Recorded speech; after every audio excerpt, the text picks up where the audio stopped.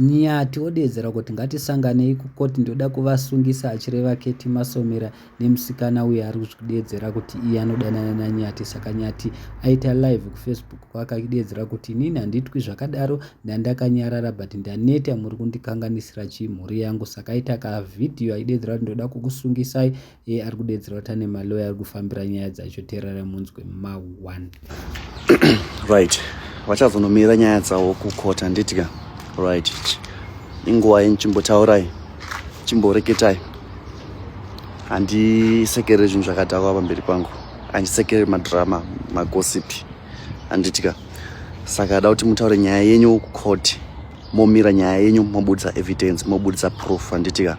Right, already you have destroyed my marriage because of of searching for my followers nema likes. Saka izvi nezvitoda kuti mutaure nyaya dzenyu kukota, handitika. Right, thank you. Tapedza nemi.